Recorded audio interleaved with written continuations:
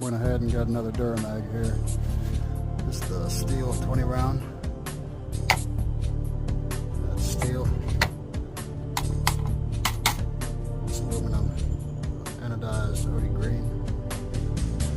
So the steel one is straight and the aluminum ones are curved. I didn't see any aluminum anodized that were straight like this one. The steel one here has got an orange follower. And you can tell the magazine's pretty good quality. Green anodized looks. Try out the straight steel black. Yeah, about what I expected.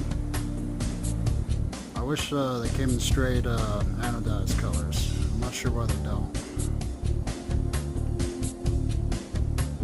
Yeah, we'll be testing these